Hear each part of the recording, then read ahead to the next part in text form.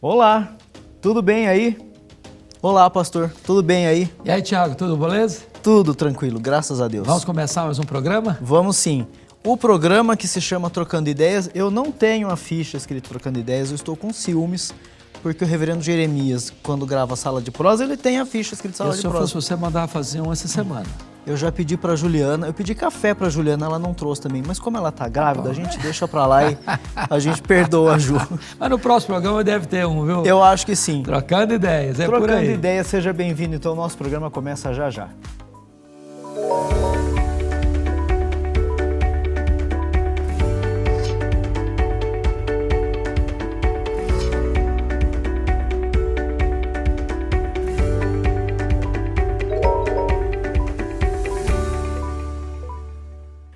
Muito bem, pessoal. Se acomode aí, pegue o seu cafezinho e a gente vai tratar das perguntas de hoje que foram enviadas. Pastor Hernandes, a gente tem uma pergunta aqui um pouquinho mais complicada hoje. Faz tempo que a gente não tem uma pergunta meio polêmica, né? Tem sido tranquilo ultimamente? Vamos lá, então.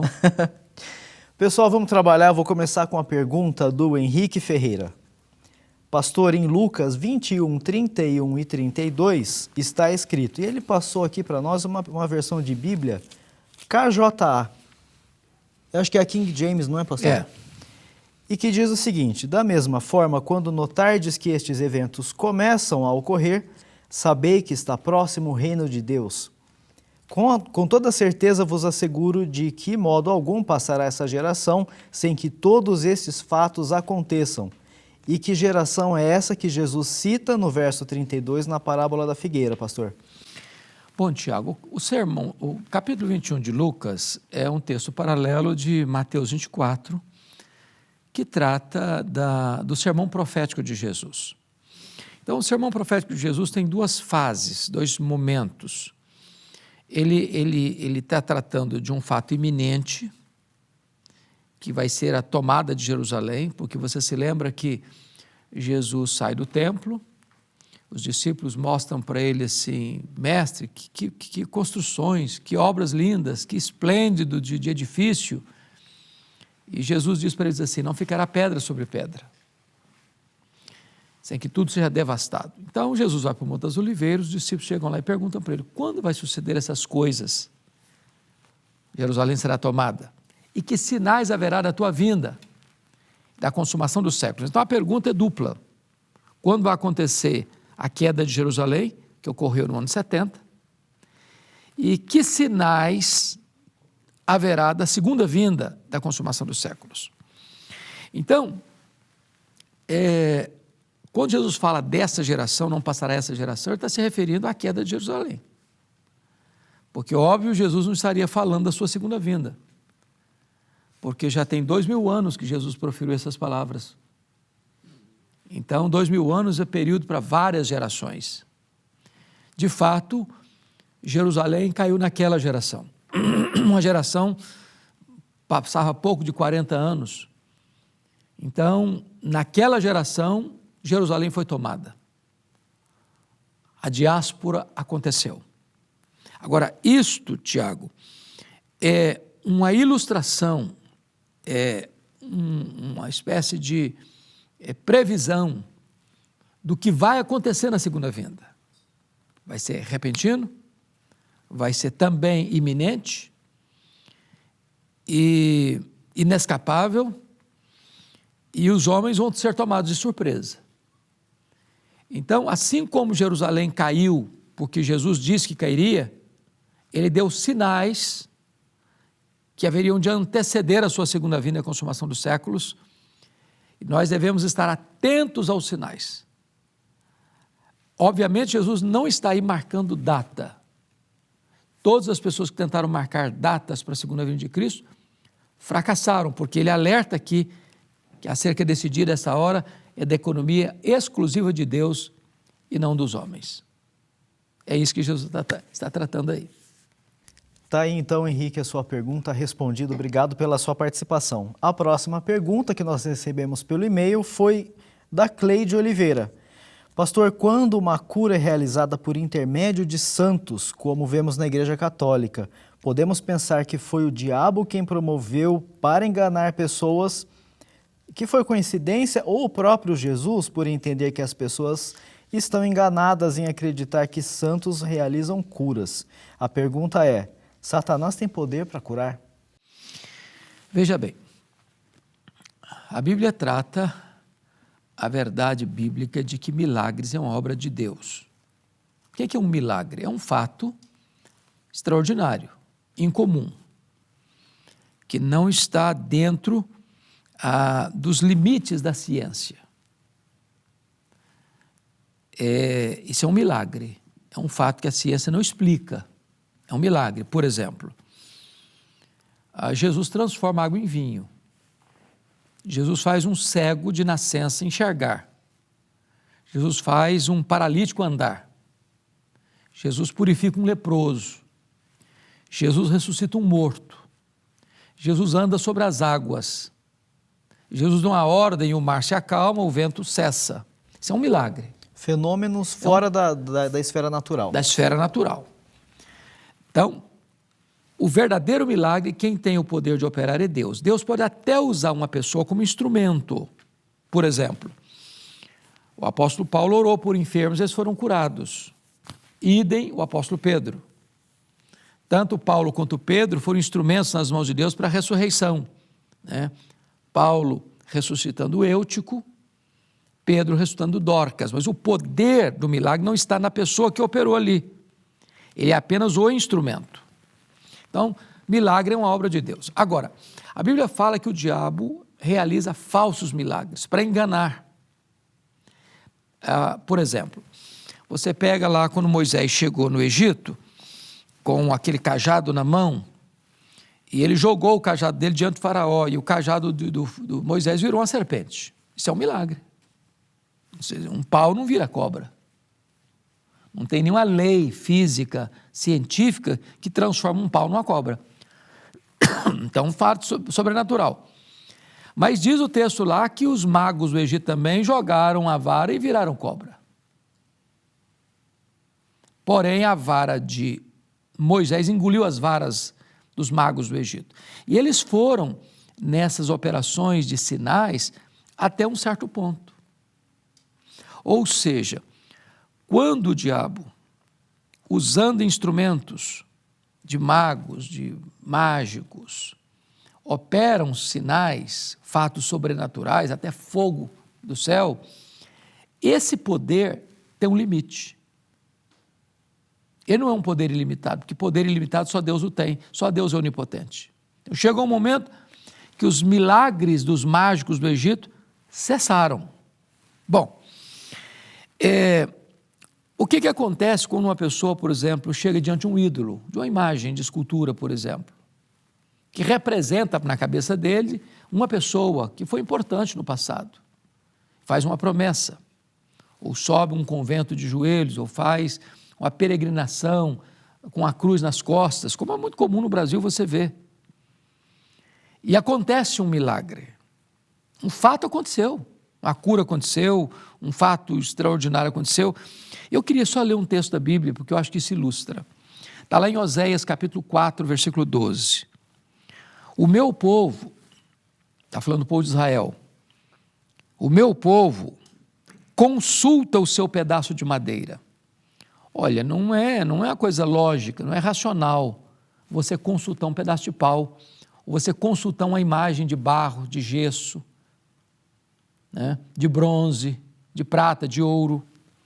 Consulta o seu pedaço de madeira e a sua vara lhe dá a resposta. Olha que coisa interessante. Funciona, funcionou para ele. Ele consultou a vara, um pedaço de madeira lá, e recebeu resposta. Porque um espírito de prostituição os enganou.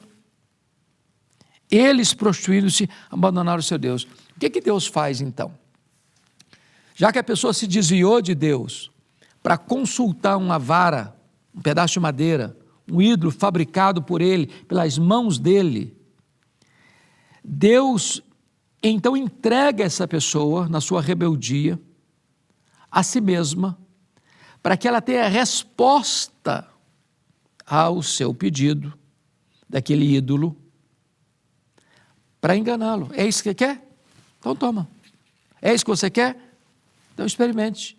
É lá Romanos 1. Deus entrega a pessoa a si mesma.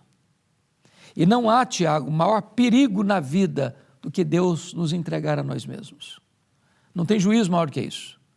Deus abomina a idolatria, Deus não aceita a idolatria. A idolatria foi o grande pecado que levou Israel a sofrer as consequências do cativeiro babilônico. E Deus, então, chega um momento que Ele entrega a pessoa à sua rebelião, para que ela experimente o engano do seu próprio pecado. Acho que é mais ou menos isso que está acontecendo no bojo da pergunta que foi feita. Muito bem. Reverendo Hernandes, obrigado pela resposta. Cleide, obrigado por ter trazido esse tema para nós. É muito bom estudar esses assuntos da Bíblia. A próxima pergunta nós recebemos do Gilberto Godoy, que é a seguinte: pastor, há líderes de igrejas pseudocristãs que afirmam receber revelações diretas de Deus apoiadas em Efésios 1,17 e rejeitam a teologia, o estudo da Bíblia, apoiados em 1 Coríntios 2, de 1 a 5. Esse entendimento é correto? Vamos ver. Bom, o que o texto está dizendo é o seguinte: para que o Deus de nosso Senhor Jesus Cristo, é o Efésios 1,17, o Pai da glória vos conceda o espírito de sabedoria e de revelação no pleno conhecimento dele. Nada mais falso do que esse entendimento aí. Essa revelação aqui não tem nada a ver com novas revelações. A revelação de Deus cessou. Como dizia o Dr. Billy Graham, a Bíblia tem uma capa ulterior. Paulo foi categórico nesse assunto, lá em Gálatas 1, quando diz que ainda que venha um anjo do céu e revele outro evangelho, além ou em substituição daquele que nós temos, seja maldição, seja anátema. Então não tem novas revelações. Deus guia o seu povo pela sua palavra. Deus inspirou homens santos de Deus para o registro inerrante, infalível, suficiente das Escrituras. Então um profeta de Deus hoje não é aquele que vem trazendo novidades no mercado da fé, não é aquele que vem trazendo inovação à parte da Bíblia, contra a Bíblia, como se Deus estivesse revelando fatos novos ou coisas novas para os supostos líderes hoje. Não, o profeta é aquele que, à luz de 1 Coríntios 14, é aquele que levanta-se para expor as Escrituras. Então, o apóstolo Paulo vai falar isso em Romanos 12. Quem profetiza seja segundo a proporção da fé. E fé aqui é o conteúdo das Escrituras. Então, quando eu me levanto, eu leio a Bíblia, eu exponho a Bíblia, eu explico a Bíblia, eu aplico a Bíblia, isso é o exercício do dom de profecia. Então, não tem revelações novas, não. Não embarque nessa canoa furada, não, porque é um desastre. Eu posso esticar um pouquinho Pode. o assunto? A gente vê que é uma realidade, né? Várias portas abertas com uma placa com nome de igreja, com uma pessoa trazendo revelações. Aí, olha, Deus está me mostrando que você vai comprar um carro vermelho essa semana, alguma coisa assim. Então, isso é uma coisa que o cristão tem que tomar cuidado e tem que buscar, então, uma igreja Tem duas que coisas, seja... Tiago, que eu vejo aí. Primeiro, há muitas pessoas fazendo isso por ignorância. São pessoas que não têm o conhecimento. Elas acham isso engraçado, acham bonito, acham interessante, isso promove a pessoa e ela está fazendo na ignorância. Precisa ser instruída, ensinada, discipulada. Há outros que estão fazendo isso por dolo, com propósitos bem definidos de enganar as pessoas, se apresentando como um guru espiritual. E isso leva as pessoas para fora da Bíblia, porque o povo brasileiro, sobretudo, é um povo místico por natureza. Então, é muito mais fácil, em vez de eu consultar as Escrituras, ler as Escrituras, examinar as Escrituras, eu procuro um guru. E quando uma pessoa chega a esse ponto de buscar a revelação de Deus num guru espiritual, num profeta espiritual, num consagrado homem de Deus espiritual, uma mulher de Deus espiritual, ele está num caminho escorregadio, porque ele vai ficar dependente, prisioneiro, sendo massa de manobra, manipulado por essas pessoas. Você quer saber o que Deus tem para você? Leia a sua Bíblia. Você quer ouvir a voz de Deus? Leia a sua Bíblia. Você quer saber qual o propósito de Deus para a sua vida, para o seu futuro? Leia a sua Bíblia. Não busque novidades no mercado da fé. São falsas doutrinas, são lobos espirituais, são falsos mestres, e nós devemos nos cingir às Escrituras. Sola Escritura era um dos lemas da Reforma Protestante do século XVI. Nós temos que nos voltar às Escrituras. Povo bonito aí de casa, leia a sua Bíblia. E surgiu alguma dúvida a respeito da Bíblia, conte conosco, conte com o reverendo Hernandes. Portanto, mande sua pergunta para cá. Esse programa está aqui para isso. Então, vai aparecer o e-mail para você aí na tela. É só você mandar o seu e-mail com a sua pergunta, a sua dúvida. A gente vai ter muito prazer em tratar da sua pergunta também. E eu, antes de ir embora, eu queria saber se o senhor conhece alguma igreja que seja assim genuína, ponta firme na palavra, que tem escola bíblica, para indicar para os nossos amigos lá de casa. Muito bem, será um prazer, Tiago, falar da Igreja Presbiteriana de Pinheiros, que é a igreja que patrocina este programa para você. Eu tenho o privilégio de estar do lado do pastor Arivaldo Dias Casimiro, pastor da igreja, como um pastor colaborador. E é uma igreja que tem um compromisso muito firme com as Escrituras, com a obra missionária e com o socorro das pessoas necessitadas. Se você mora em São Paulo, está procurando uma igreja para você e para a sua família, queremos ser a sua igreja. Durante toda a semana nós temos programação de pregação da palavra de Deus. Se você mora em qualquer outro lugar do Brasil ou do mundo, você pode acompanhar a IPP TV e você pode acompanhar ao vivo também toda a programação da igreja pelo canal do YouTube da igreja, inclusive fazendo a sua inscrição no canal. Esperamos você. Deus abençoe a sua vida. Obrigado, Tiago. Eu que agradeço. É um privilégio estar aqui com você. E eu agradeço a você que ficou conosco até o finzinho do programa de hoje. Eu espero que você volte na próxima. Um abraço a você. Abraço, gente.